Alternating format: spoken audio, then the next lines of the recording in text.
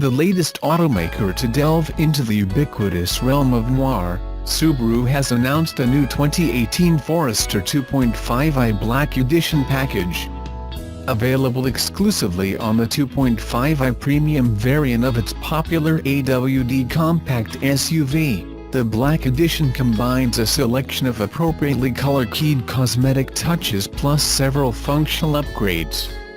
Offered in Crystal Black Silica, Dark Grey Metallic, Crystal White Pearl and Ice Silver Metallic, this new Subaru features 18-inch black finished alloy wheels plus black accent trim on its fog lamps, mirrors and badges, while the chrome-framed grille carries blacked-out wing elements.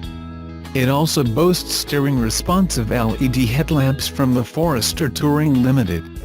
Inside, this latest Forester variant gets exclusive black cloth upholstery with faux leather side bolsters, a leather-wrapped steering wheel and shift knob, plus shifter paddles for its CVT automatic that controls 6 virtual gears, a touch previously only available on XT Turbo models. Rounding out the $1,150 option group are the all-weather package, traction-enhancing X mode with hill descent control, a rear cargo tray and welcome lighting.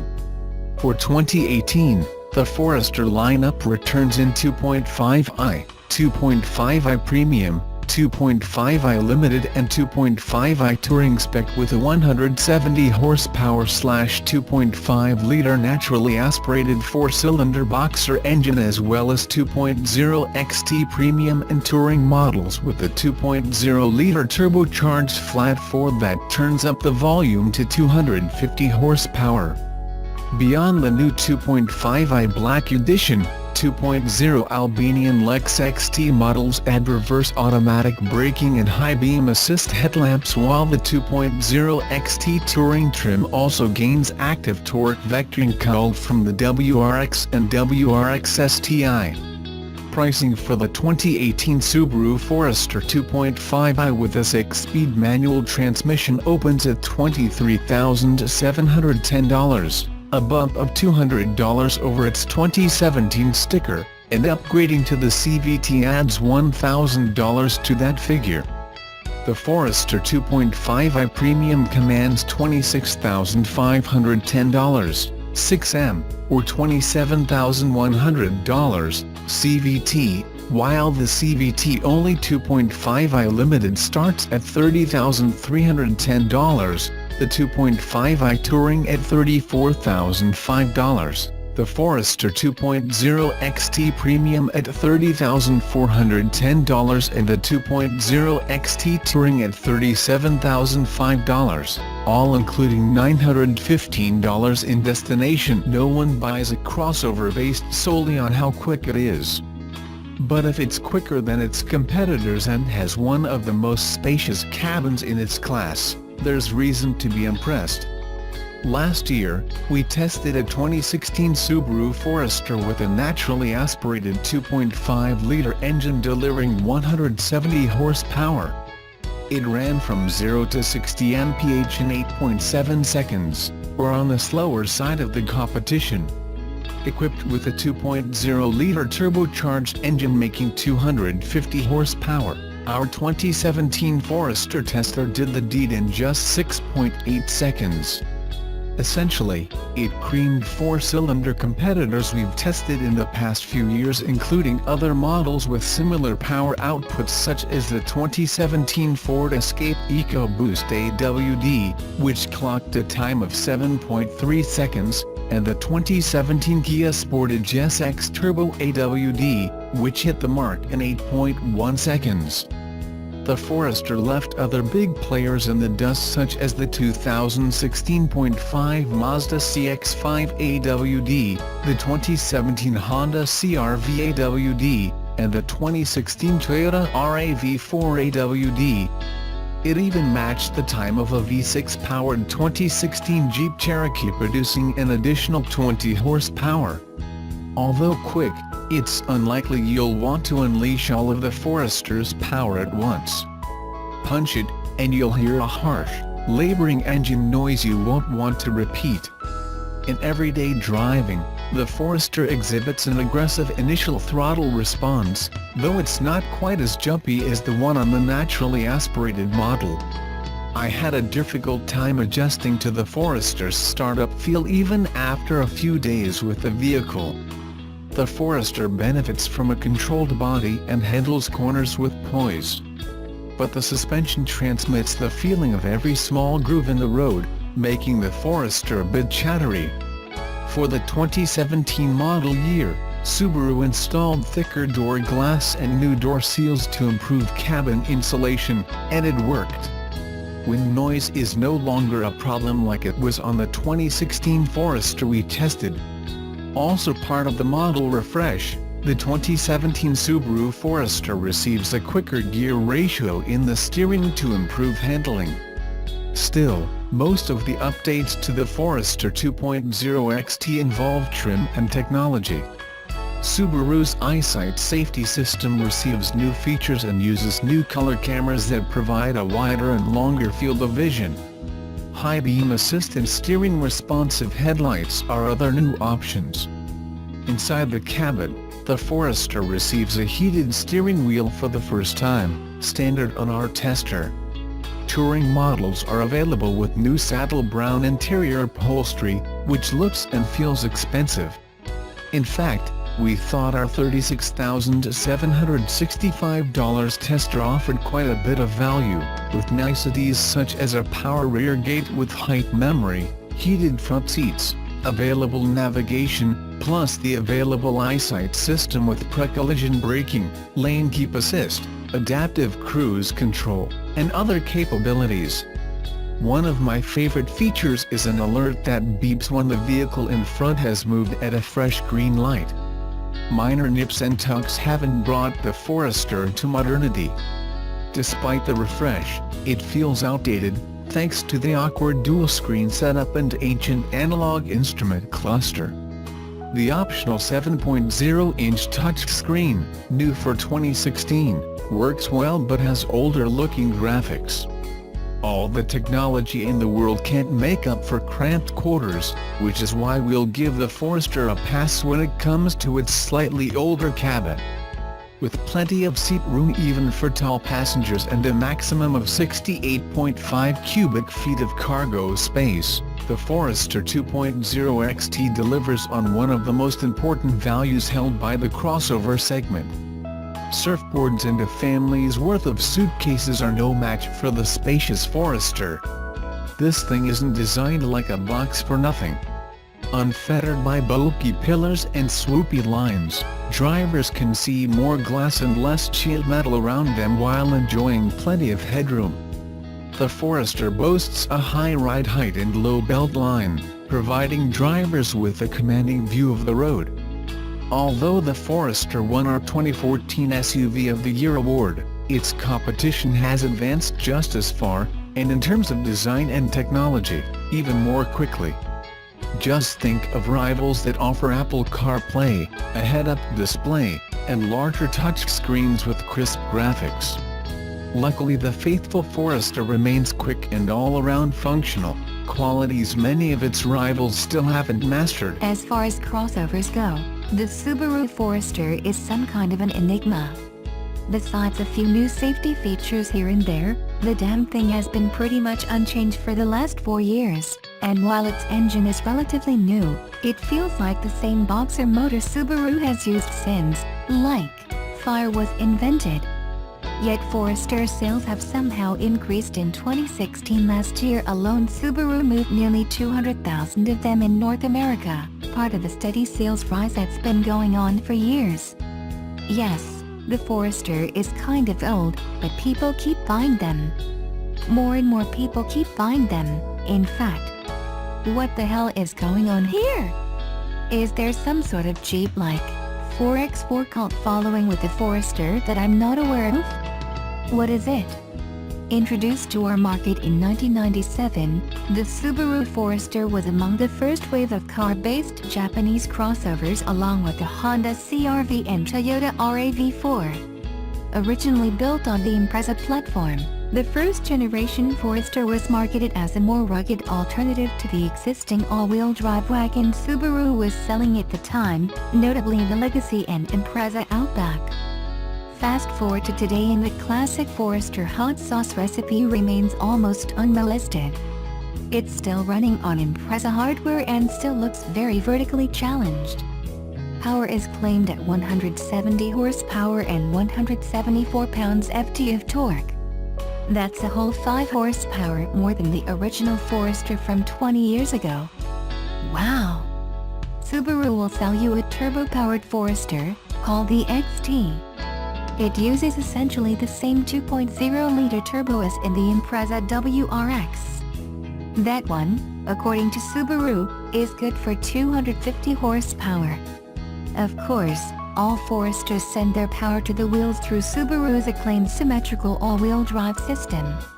That power is transferred via a CVT, yawn, like my Tester, or a 6-speed manual, but only for entry-level models such as the 2.5i and 2.5i Premium, touring in Canada. So no, you can't get your Turbo Forester with 3 pedals, which sucks.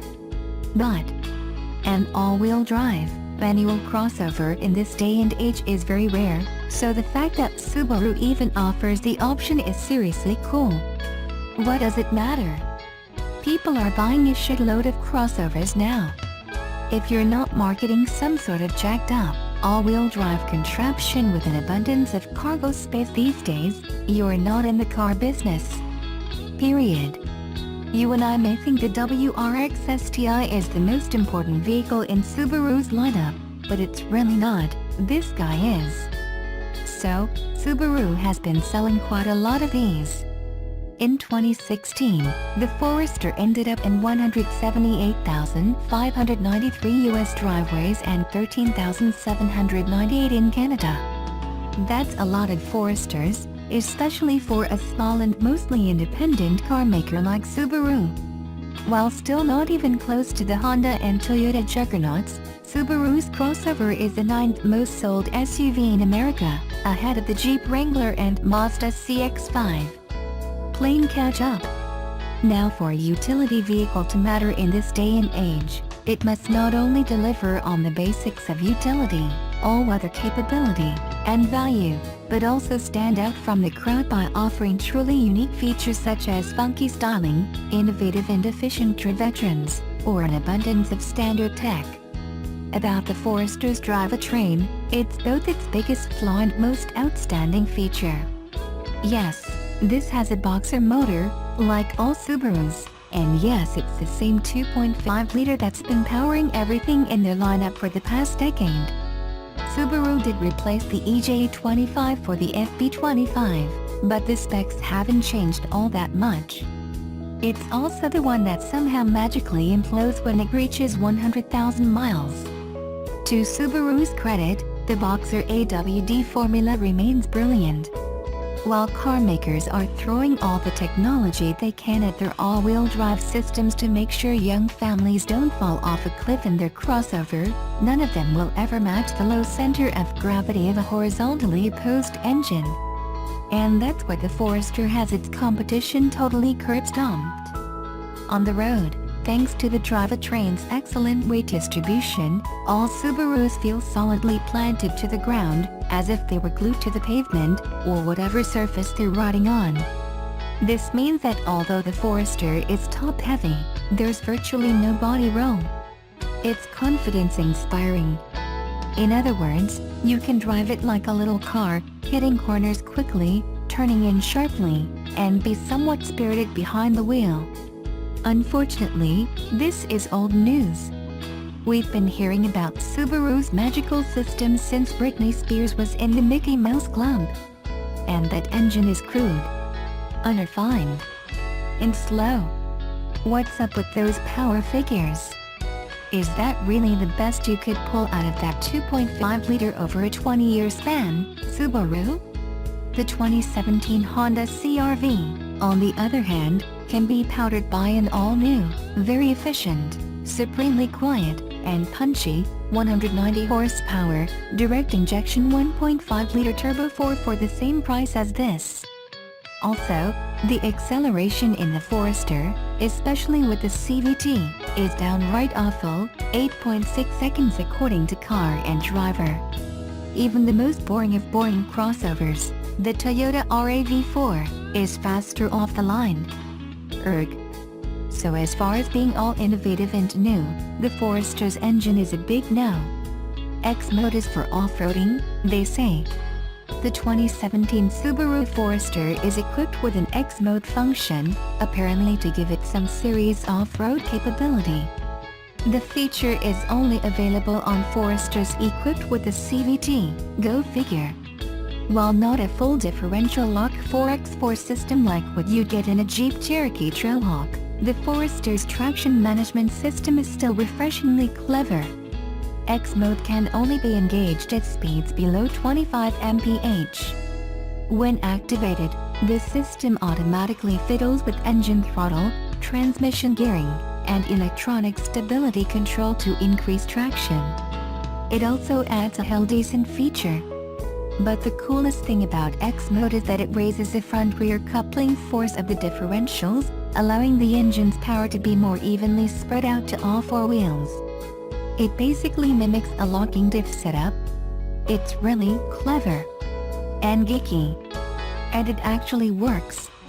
I took my Forester through some rather rough dirt roads, with steep inclinations, thick mud, sand, and rocks. It crawled its way out, no sweat. In many ways, this reminded me of my 1995 Suzuki Sidekick, which had full locking hubs and all. So yes, the Subaru Forester does the occasional off-roading stuff better than most vehicles in its class. Disappointments. As a CVT, it's a good system, thanks to a simulated step gear system that actually gives off the impression that it's shifting. But it still heavily kills any soul the Forester has left, and when combined with that rumbling flat 4, the entire drivetrain drones throughout the cabin, as if the Forester is unhappy to even exist. Did I mention how slow this thing is? God, it's slow. Then, there's the odd, and seriously annoying jerkiness of the electronic throttle. You really need to give it a strong jab for the car to actually start moving, which inevitably causes it to lurch ahead furiously, making you look like a mad drunk driver at an intersection. It's all or nothing with the Forester. You're either giving it too much throttle, or not enough. And that can become very annoying, very quickly. Build quality is good, but materials feel low-grade. The entire cabin is plastic-intensive, and not particularly that attractive. Let's call it functional. Finally, the Forester's infotainment system lacks all the recent connectivity features such as Android Auto and Apple CarPlay, features that are now standard in a base Honda Civic. Casual driving. As a daily driver, this thing is great, but not necessarily better than the competition. Thanks to the Forester's high roofline and blocky proportions, you sit upright in it, like a mini Land Rover. And that's cool. Also, there's a lot of glass in the cabin. The windows are high and wide, and the entire cowl is rather low, so it's really easy to see out of the Forester. It's easy to park, being compact and all, and fuel economy is up there at 28 mpg combined. Finally, rear leg and headroom is massive, seats are comfortable enough, and cargo space is rather good. Once all rear seats are folded flat, the Forester will engulf 74.7 cubic feet of your stuff, slotting right between the RAV4 and the all-time king, the Honda CR-V. So yeah, the Forester does the practical hauling stuff rather well. Aggressive driving. It doesn't do that all too well. As mentioned above, the CVT and the lethargic engine really take away any sort of fun from the Forester. Granted, there's a turbo version available, but it doesn't come standard, unlike the competition which comes with more power out of the box. Also, although this thing exhibits impeccable road manners due to its drivetrain and all, it still feels less sophisticated than the more recent, fresher offerings in the segment, like the CR-V or Mazda CX-5. As far as performance goes, the Forester still feels like 1997. If you were to buy your Forester with a manual, you would have some sort of fun with it, but then, you still wouldn't be able to disengage stability control. I didn't get to drive the Forester in that massive blizzard that hit the East Coast, but as I'm riding this, I'm in a cross-strike with the stick. What I can tell you is that Subaru's system in its crossovers will allow you to disengage traction control, but as soon as the vehicle starts to slide, which is presumably what you'll want to do in your subby during a blizzard, that stability control system continuously interferes to ruin the party. So no, you can't tune your Forester in the snow. Even with a manual. Somehow I feel like my photographer and I, as your resident Canadian reviewers, let you down in this regard. I am sorry. Who is it for? Luckily for Subaru, the Forester appeals to a broad range of consumers. On one end of the spectrum, there's the common folk who look for an affordable, safe, and practical family hauler. Young families will appreciate the Forester's interior and cargo space as well as its competitive fuel economy. Then there's the outdoorsy active type, who will most likely bring their Forester into uncharted territory in search of that perfect mountain bike drop, ski slope, hiking trail, or river rapids. They'll undoubtedly appreciate the Forester's light-duty off-road capabilities and practicality. Value. Pricing for a 2017 Subaru Forester kicks off at $22,595 for a base 2.5i with a stick. My tester was a Canadian spec 2.5i Touring with the technology package. It's the equivalent of the 2.5i Limited in the US, including Subaru's EyeSight bundle of semi-autonomous tech. It sells for $29,195. That's actually pretty cheap. The turbocharged 2.0 XT model sells for roughly the same price, $29,295, but doesn't come standard with EyeSight. It's the Forester 2.5i Touring that tops the lineup at $31,295. So, let's wrap this up. A base Forester, with a manual, undercuts the Honda CR-V, Toyota RAV4, Mazda CX-5 and Hyundai Tucson. This a great value. Verdict. Is the Subaru Forester a good utility vehicle? You bet it is. That classic Subaru secure feeling on the road and the fact that it's a blast to daily, the option to buy one with a manual, and the fact that it will crawl its way out of pretty much anything the average urban human will ever encounter, makes it a lovable little wagon thing. But it's far from stellar. The Forester has many flaws. Its drivetrain is dated, the entire thing doesn't feel particularly innovative, its power figures are rather low for the segment, and it simply has trouble keeping up with the latest crop of cool, modern, and high-tech crossovers available out there. Also, Subaru doesn't have a very good reliability track record, at least not long-term. Finally, that CVT and intrusive stability control system take away the endearing traits that have made this little box on wheels an enthusiast-friendly option in the past. But cheap always sells, and Subaru knows this. As good as this little Forester tries to be, the reality is that there are much better crossovers out there. That doesn't seem to stop anyone from buying them, though.